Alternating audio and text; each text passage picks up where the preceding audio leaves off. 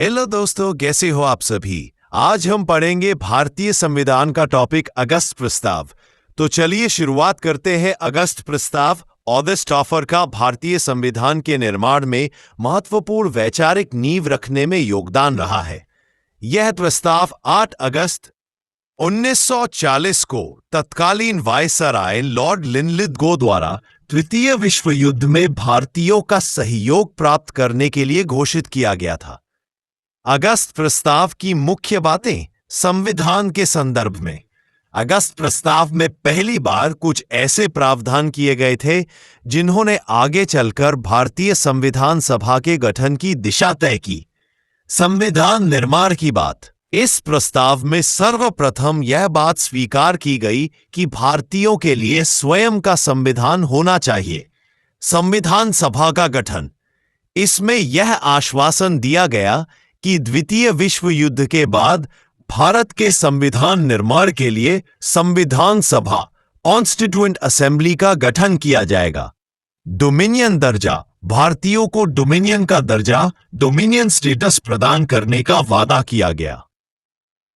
भारतीयों द्वारा निर्माण।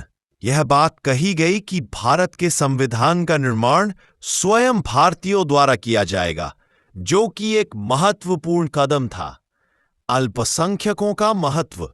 इसमें अल्पसंख्यकों को यह आश्वासन दिया गया कि उनके हितों को पूरा महत्व दिया जाएगा और उनकी सहमति के बिना कोई भी संवैधानिक परिवर्तन लागू नहीं किया जाएगा। प्रतिक्रिया और परिणाम। कांग्रेस द्वारा अस्वीकार। भारतीय राष्ट्रीय कांग्रेस ने इस प्रस्ताव को अस्वीकार कर दिया क्योंकि यह पूर्ण स्वतंत्रता, स्वराज्य की उनकी मांग को पूरा नहीं करता था, बल्कि केवल डोमिनियन दर्जे की बात करता था।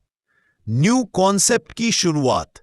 हालांकि यह पहली बार था जब ब्रिटिश सरकार ने सैद्धांतिक रूप से भारतीयों के संविधान निर्माण के अधिकार को स्वीकार किया।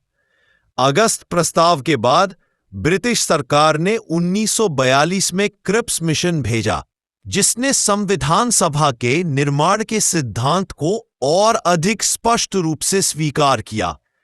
अंततः कैबिनेट मिशन 1946 की योजना के तहत भारतीय संविधान सभा का गठन किया गया, जिसने भारत के वर्तमान संविधान का निर्माण किया।